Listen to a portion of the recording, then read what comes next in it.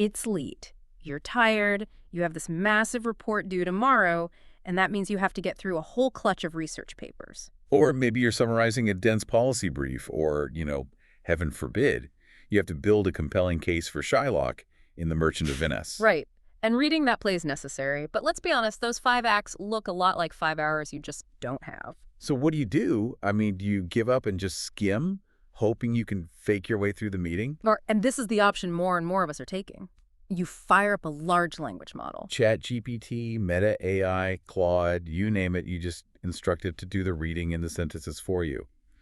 That last option, I mean, statistically, it's rapidly becoming the default. And that choice, that specific choice, is the tension we are diving deep into today. Mm-hmm. Our mission is to really explore the chasm between what humans do when they read, the physical, the cognitive, the whole emotional effort involved, Yeah. versus what happens when we set artificial intelligence to that same fundamental task. Exactly. And we're going to deliberately focus on the invisible part of that whole reading-writing chain. And that invisible part is just so critical. I mean, everyone talks with the visible output, right? The speed. The glamour of it. The glamour, exactly. Yeah. The speed with which AI can generate this coherent, professional-looking writing. But that output rests on a foundational act. The language bots have to first read all the vast materials in their data sets. And that process determines everything that follows. We have to understand how they read. And we also need to get a handle on the stakes. I mean, we're already seeing statistics that show people are reading less than they used to. And that trend started well before these powerful generative AIs were even commonplace. Right. So when we choose to seed these complex, effortful reading tasks to bots, we're making a calculation. It's speed versus personal growth. The consequences for our own cognitive skills are, well, they're profound. Indeed. If you look really closely at the trade-offs, the immediate gain of efficiency, the sheer speed, that dazzling convenience, it perfectly mirrors that ancient Germanic folklore. The Faustian bargain. The Faustian bargain. You're exchanging something of true internal value, like your own effort and critical thought. For a perceived immediate benefit. But it's all at a hidden and maybe even a catastrophic future cost? We get the shortcut now, but what essential part of our intellectual soul are we paying with later? I think that's the perfect framework for this deep dive. Okay, so let's unpack this crucial difference. If we're going to understand the cost of outsourcing our reading, we have to start by defining what reading even is for a human. Right. For us, it's not just decoding symbols on a page. It's tied to materiality, to a physical connection, and this perceived authenticity of where the text came from. And that concept of materiality, the actual physical object of the text, it gets so lost in the digital age. Completely. Digital words, whether they come from a human typing or an AI just generating them, they inherently lack any physical substance. They don't have weight, you can't tear them, they don't smell like old paper. And this isn't just nostalgia, right? It actually changes how we engage with the text. It absolutely does. You see it best in the response people have to physical books or art. Oh, I love the anecdote about the author Maurice Sendak. He once got a letter from a parent, and her young son loved the drawing of a wild thing that Sendak had sent him so much that, well, in the mother's words, the boy loved your card so much he ate it. That's the ultimate act of immersion, isn't it? Yeah. He literally consumed the art. Yeah. That kind of connection, that feeling of authenticity, it's something we crave. And research actually backs this up, even for the most digitally native generations. Right. I saw a study where they asked university students what they liked most about writing by hand versus just typing on a computer. And what did they say? The comments favoring handwriting were so telling. They were all focused on deep meaning. Students said things like, I feel that it's more authentic, or it feels more real. The words seem to have more meaning. And on the flip side, when you ask young people about electronic messages, emails, texts, they often don't even categorize that as real writing. They call it communication. They put it closer to a phone call than to, say, an essay. And this sense of authenticity is where the distinction between human and AI reading becomes just fundamentally stark. An AI doesn't experience the text. It doesn't consume it or feel the weight of the paper. It measures it. It measures it. While humans, we judge complexity intuitively based on years of lived experience and literary context, an AI judges it rigorously using mathematical and linguistic metrics. So let's get a little technical for a moment. What are some of the key metrics an AI uses to understand how complex a text is? Okay, we can start with two key concepts. First, there's the type token ratio, or TTR. TTR. It's a measure of lexical variation. Essentially, it compares the number of unique words, the types, against the total number of words, which are the tokens, in a given text. So a quick calculation. If I write a 100-word essay and I use the word cat 50 times, that ratio is going to be incredibly low. Exactly. It indicates a repetitive, low-variation vocabulary. A higher TTR suggests greater lexical diversity, maybe a more complex vocabulary.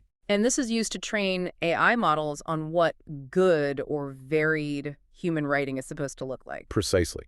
It helps them aim for that diversity. But, relying on TTR alone is a bit simplistic. You can get a high TTR just by using a thesaurus carelessly.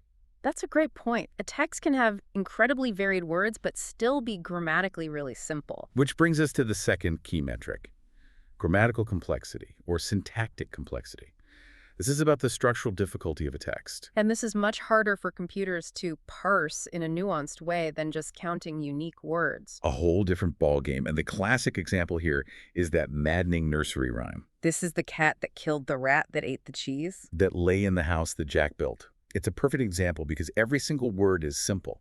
They're monosyllabic, high-frequency words any child knows. But the way they're structured with those deeply embedded relative clauses, it makes the logic so tricky, almost dizzying to follow. It requires focused attention to track who did what to whom. Now, compare that to breaking it down. This is the cat. This cat killed a rat. That rat ate some cheese. Tedious, right? But structurally, it's far, far simpler. An AI processes these structural elements mathematically. It's very good at identifying the presence of these clauses. But less good at understanding the human effort it takes to track them. Exactly. And that leads us right to the AI's decoder ring.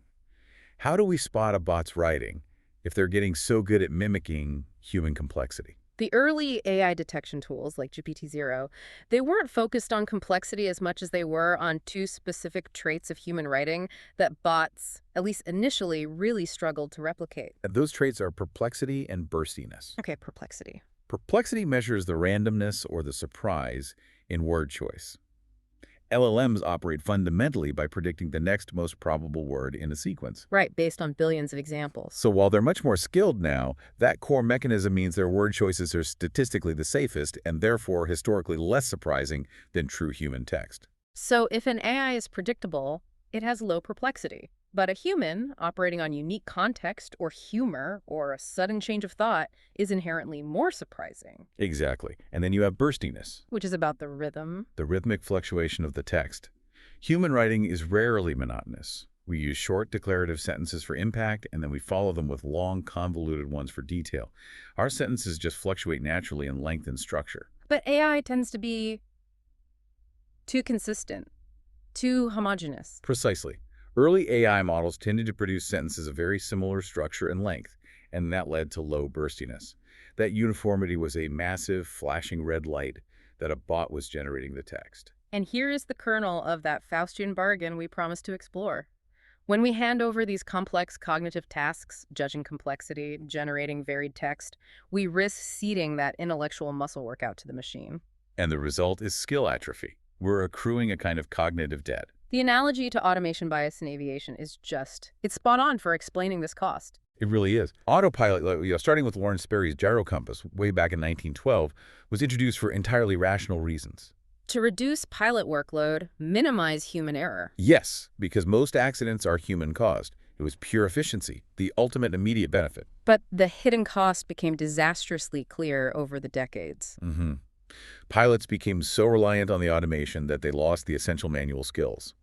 So when the automated system failed, or when the plane entered some unexpected, dangerous scenario, the human pilot lacked the practiced, intuitive skills needed to salvage the situation. they were relying on the machine to do their fast, intuitive thinking, their system 1, and their own slow, deliberate, effortful thinking, their system 2, was just rusty. That is a chilling parallel for reading. If we continuously delegate the effortful reading and synthesis of complex material to an AI surrogate, our critical reading muscles just go unused. And if the bot fails, if it delivers a subtle lie, an omission, a commission error, which we'll definitely get to later, We may simply lack the practiced critical skills to even spot that failure. it becomes a fundamental issue of cognitive maintenance. Frequent reading, especially challenging reading, is known to reduce cognitive decline. It forces the use of working memory. So if we outsource that effortful, challenging work, we're limiting the necessary exercise of that mental faculty. You're effectively taking out a high-interest loan against your future cognitive resilience. We get the report done faster today, but we might pay for it with diminished capacity tomorrow. So if we connect this idea of cognitive debt to the bigger picture, we have to look beyond our own reading skills and ask, what exactly is the large language model reading when it's training? Right. Because the data set isn't just a collection of text. It's the new global library. And the LLM is a creature with this insatiable, endless appetite. That appetite is central to the entire system.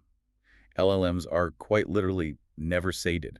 They need constant, enormous amounts of new data just to maintain their current performance, let alone improve. And historically, that data is overwhelmingly digitized text and mostly in American English. Which immediately introduces a massive linguistic inequity, doesn't it? Absolutely. There are, what, 7,000 languages spoken in the world? Around that, yes. Hmm. And a staggering number of those are currently left out of this LLM data bonanza. It means the knowledge bases for those languages, those cultures, are simply not accessible through these primary AI tools. The whole knowledge infrastructure is built on a very narrow linguistic foundation. And it's not just about improvement, it's about survival. You mentioned this serious warning sign called the AI collapse. Yes, this is a critical recent finding. Research has shown that when AI-generated text, what we call synthetic data, is repeatedly fed back into the training model, the model's output degenerates over time. The quality just tanks. It tanks.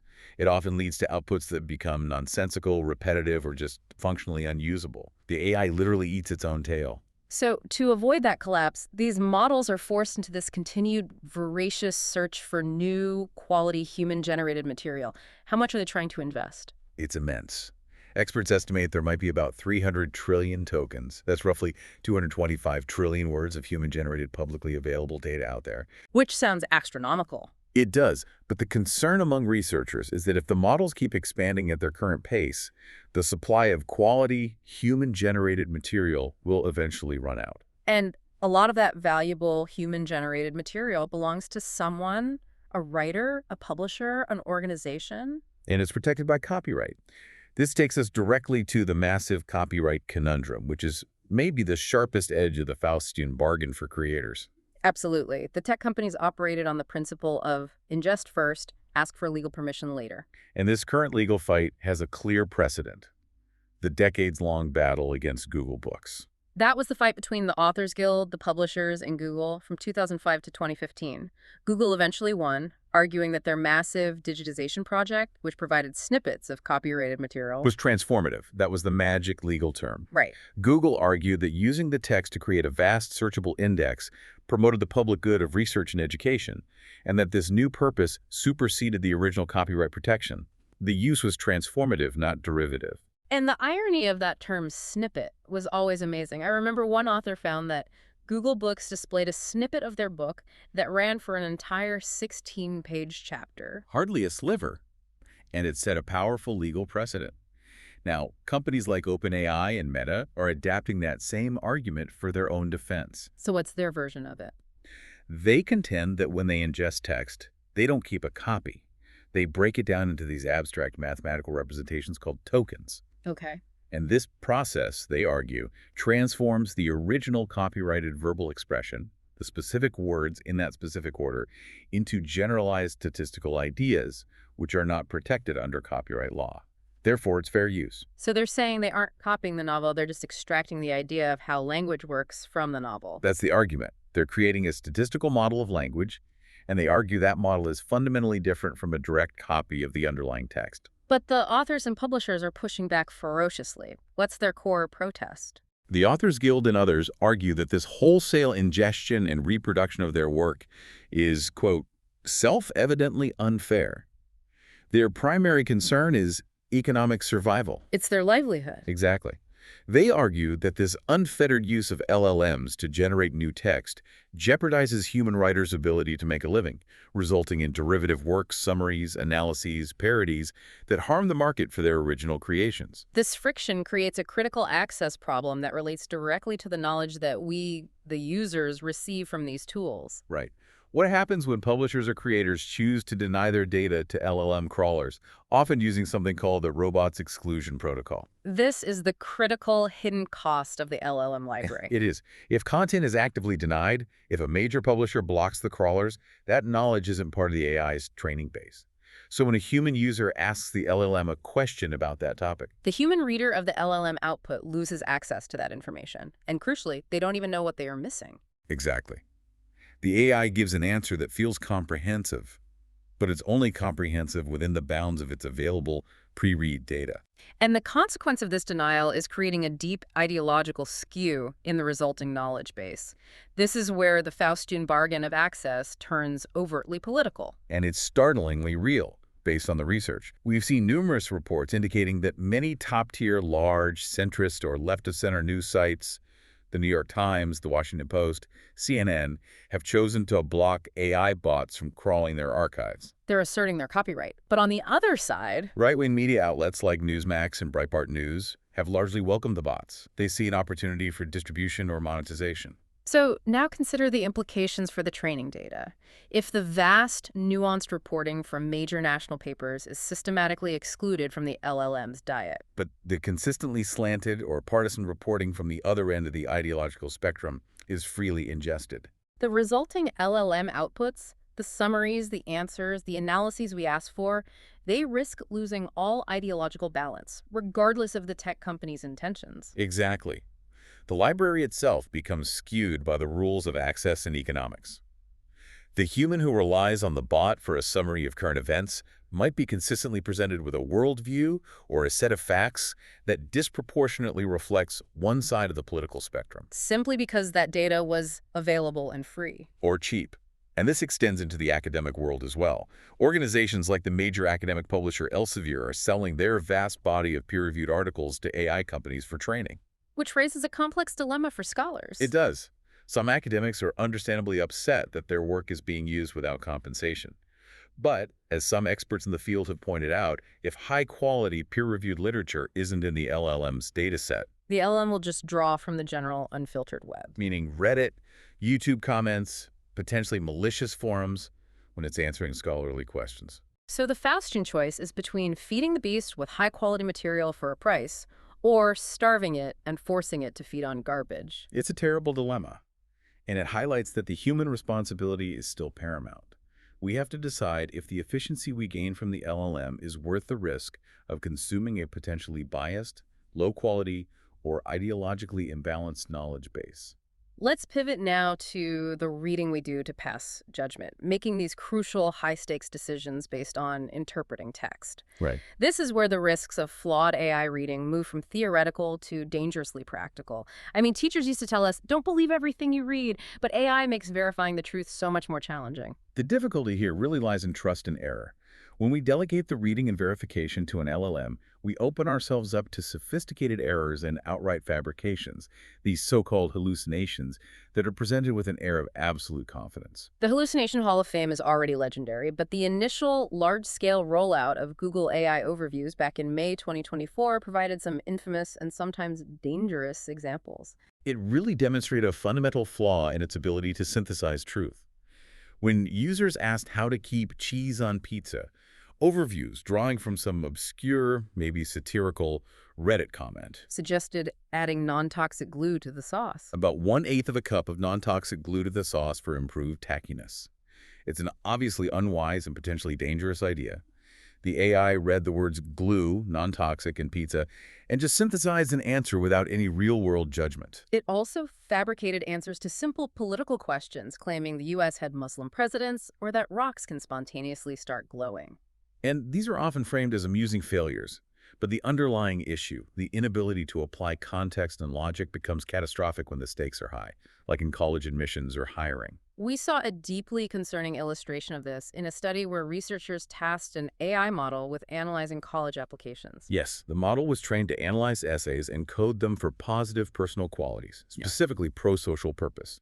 It looked for keywords like charity, children, or helping to assign a score. And the flaw was in that literal keyword reliance. Exactly.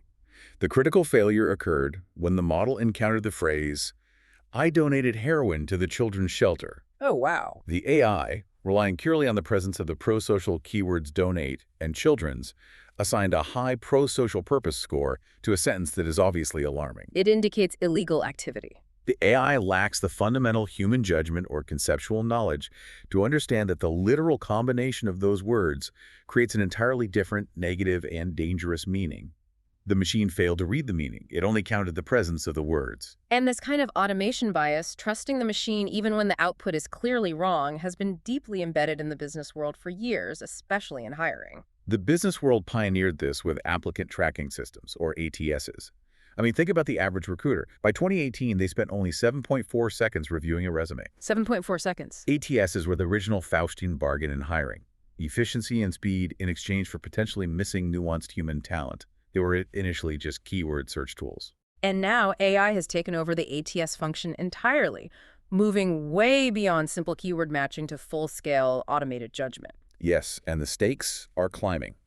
A recent survey in late 2024 found that fully 50% of companies that used AI in hiring allowed the AI to reject applicants at the initial screening stage without any human oversight. Half of them. Half. Another 21% allowed AI to perform automatic rejects at all points in the review process. This is the ultimate delegation of judgment to a machine that, as we've established, can be fooled by keyword presence alone. It was inevitable this would hit the academic world, especially with college admissions teams just grappling with ever-soaring application numbers. They're harnessing AI as reader for running the numbers, which is efficient, but also for weighing the words, which is dangerous. Okay, so running the numbers, what does that mean? That's largely accepted. AI can quickly convert transcripts, calculate weighted GPAs, handle all the numerical data transfer. 71% of admissions staffs surveyed reported using AI for this kind of transcript review. Ethically, it makes sense. But the danger lies in weighing the words, reading the actual essays and recommendation letters that are meant to provide that holistic view of the candidate. Traditionally, admissions teams used essays to judge not just the student's story, but the quality of their writing, their critical thinking. But since students can now leverage significant help from AI, or parents or counselors, universities can no longer trust the provenance of that writing. And so they stop evaluating writing quality entirely. That's the concession.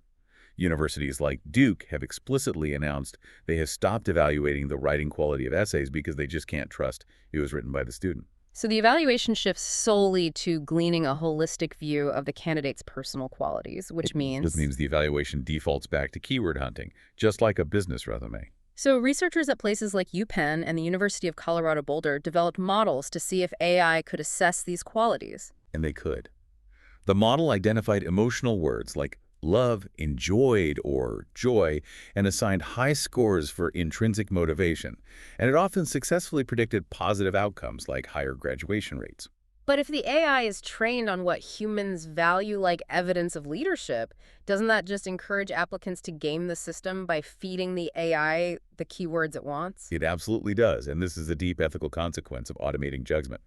As one prep school counselor noted, the immediate result is that applicants and counselors will inevitably start having backroom discussions, asking, okay, what are this year's magic keywords? So the AI, having been trained on human essays, defaults to finding those signals, which only encourages hyperbole, manipulation, and insincerity. It makes a text even less genuine than before the AI was introduced. And this crisis of trust extends even further, deep into the heart of academia, with the immense peer review crisis. A system just collapsing under its own weight. It's a genuine crisis. Submissions to major academic conferences, especially in fast-moving fields like machine learning conferences like ICLR, has soared by nearly 400% in 5 years. Wow. It's just impossible to find willing, qualified human reviewers, especially since the work is usually unpaid and requires immense intellectual labor. So bots are filling the void, often without disclosure, because the humans simply can't keep up. That's what the evidence suggests. A powerful study tracks subtle word choice shifts in peer reviews submitted to ICLR between 2020 and 2024. They found that the frequency of specific, often flowery, almost overly formal adjectives, Commendable or meticulous. commendable, innovative, meticulous, they soared dramatically in 2024.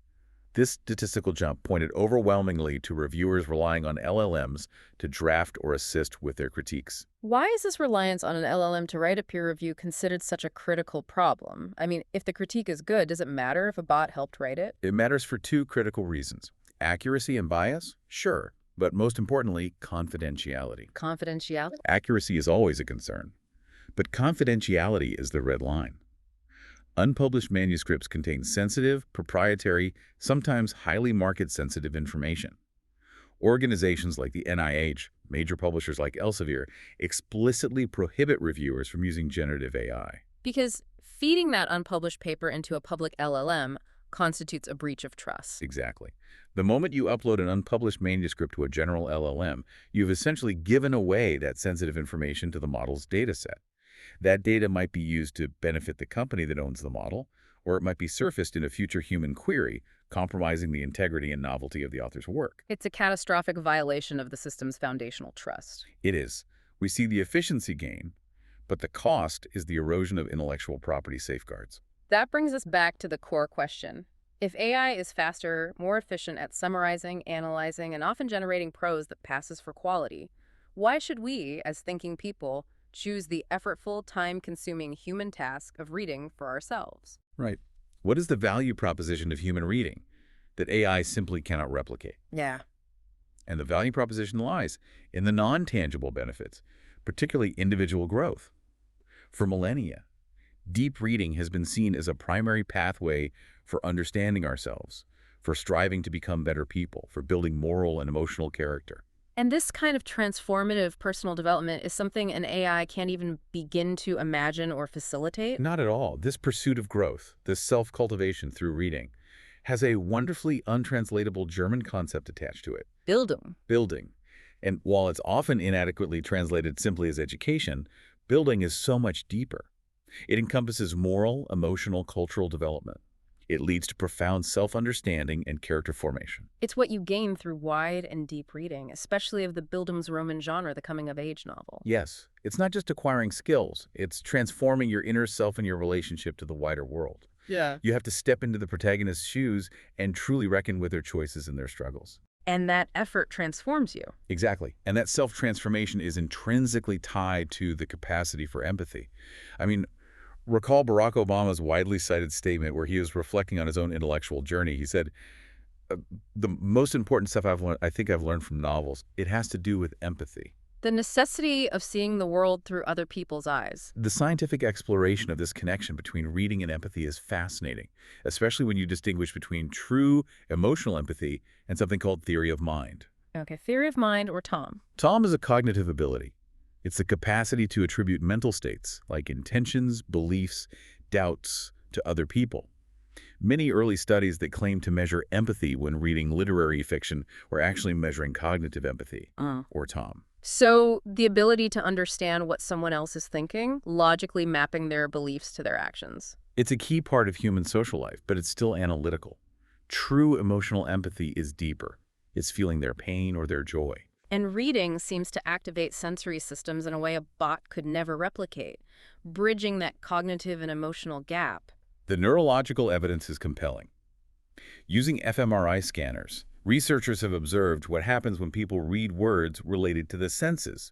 For example, when they read words related to scent, like cinnamon or garlic. Their primary olfactory cortex, the part of the brain that processes smell, lights up. As if they had smelled the actual object. That suggests the reading process is deeply embodied.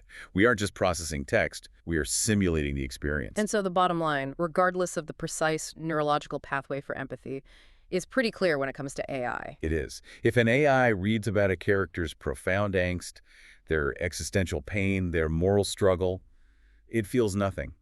It measures narrative complexity, it identifies tokens related to emotion, it predicts the most likely next step in the plot. But the transformative experience of self-reflection, the growth of Bildung, that remains a uniquely human act. Requiring a conscious, effortful commitment from the human reader. We do have to inject a sobering historical note here, though. While reading is capable of fostering empathy and growth, reading per se is absolutely no guarantee of moral goodness. This is a critical nuance that often gets overlooked. Yeah. We can look at two historical leaders from World War II. Yeah. Dwight Eisenhower, Ike, was famous for being an avid reader, passionate about history and Westerns, amassed about 2,300 volumes in his library. A well-read, thoughtful figure. Then you look at Adolf Hitler. Hitler was an even more voracious, truly omnivorous reader. His personal library had over 16,000 volumes. His reading spanned everything from Shakespeare and Cervantes to military history and philosophy. And most jarringly, both Meneich and Hitler even shared a love for American Western adventure novels. And Joseph Stalin was also documented as an omnivorous reader, heavily annotating his books, reading literary fiction widely. So what does this profound contradiction teach us? It teaches us something essential about the nature of human reading. Reading, or even having a high level of theory of mind, doesn't automatically confer morality. As some researchers have noted, you might be highly skilled at cognitive empathy, at understanding exactly what your victim is thinking, but still choose to be a killer. So the takeaway is that human reading leading to genuine moral growth isn't a passive process of absorption. It's an active moral choice. It requires the effortful application of the learned insights to one's own life and values. The true, non-transferable benefit is the conscious human moral effort we choose to expend. The AI can read faster, but it cannot choose to be better. Only we can do that. Reading is an activity that's largely done solo, in quiet, focused contemplation. Yet conversation about reading in book clubs, classrooms, online forums is one of the most powerful ways we foster social connection. Right. And now AI is encroaching on that social space by automating our most personal written communication. This is the Faustian bargain hitting our interpersonal bonds. For millennia, written communication was a deep personal exchange. I mean, we have records from the second millennium BCE of a son writing this deeply personal letter to his mother, complaining about his clothes. And today, that personal exchange is being replaced by algorithmically generated phrases. We've moved from the mail merge in the 1970s to the instant auto-suggestion. And the ubiquitous example is that modern form letter phrase that starts almost every professional email. I hope you are doing well. Exactly. Tools like Microsoft Outlook and its AI companion, Copilot, encourage users to accept these phrases. You type, "I hope," and the AI fills in the rest, prompting you to just accept it. You might have intended to write, "I hope you made your flight last night," or "I hope the dental surgery went okay." But by accepting the bot's suggestion for efficiency, you communicate via big text generic programming, not your own voice. And what's the interpersonal consequence when we outsource our personal written voice to these generic algorithms? The consequence is a loss of trust and cooperation, what's often called the AI disclosure penalty. Research has shown that when recipients perceive an email was written by an algorithm, and perception is key here, even if it was human written, but just sounds too generic. They tend to judge the sender negatively. Yes. They see the sender as less cooperative, less sincere, and paradoxically more dominant or demanding.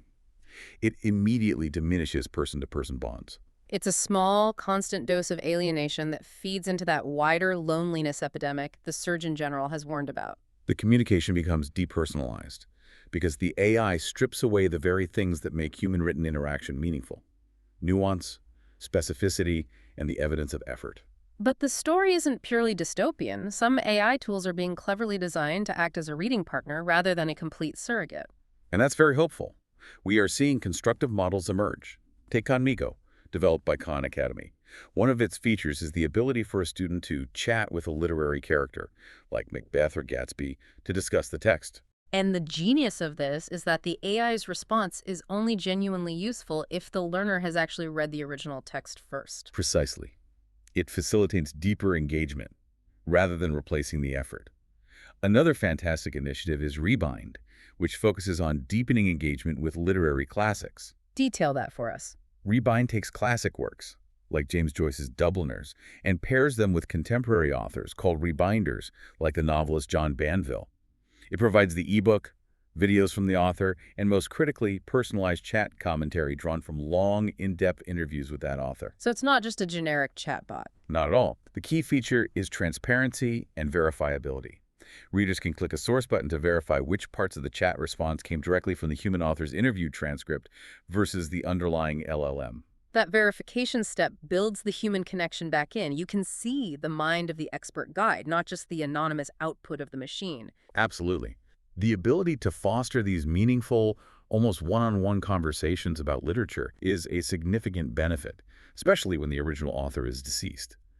John Banville simply cannot sit down and discuss Dubliners with 1,000 students. But this technology allows those 1,000 people to have rich, sourced interactions based on his original commentary. It's using AI to scale human wisdom, not replace it. Yet even when AI is intended to be purely helpful, it still reflects the ingrained negative human habits it learned from its training data. Right. The Conmigo experiment with generating a recommendation letter perfectly demonstrated this. That was a truly insightful cautionary tale.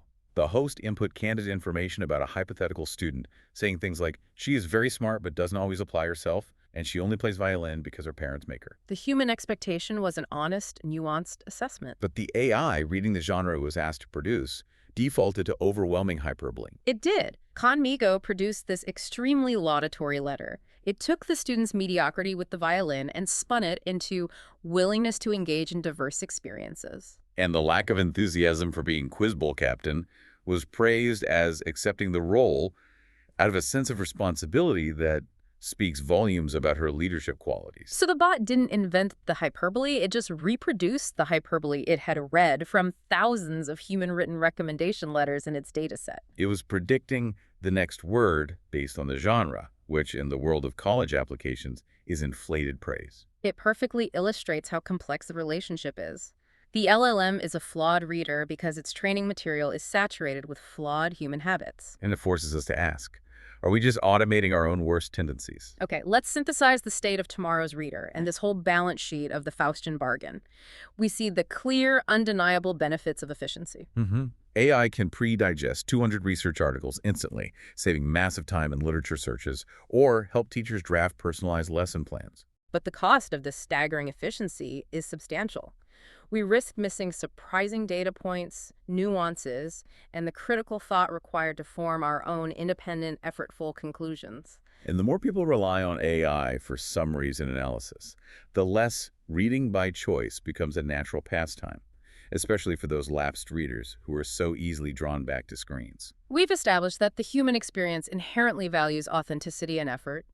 We judge bot-written correspondence as having reduced value and diminished fellowship. We are trading our profound, embodied, and effortful connection with text for the ease of convenience and speed. We have to keep revisiting that Faustian bargain, giving up our soul, our mental, emotional, and social effort in exchange for these dazzling, immediate results. And the challenge is figuring out who we want to be as readers. We hold the cards. Our verdict need not be all or none. We get to decide exactly how much dependency we want on AI as our reading surrogate. And that choice isn't made in a vacuum. It carries a responsibility not just for ourselves, but for the reading culture we pass on. Exactly. And the final provocation is to consider your role as a model for the next generation. Are the ways you read, including when you choose to lean on AI as your surrogate for synthesis and analysis, are those the reading practices you want the young people in your life to adopt? The painful lessons already learned from the overuse of social media and the resulting loneliness and anxiety should serve as stark cautionary tales as we navigate these challenges with AI. It's a choice we're all making right now. Thank you for joining us on this deep dive into the hidden world of the reader bot. Until next time, keep exploring.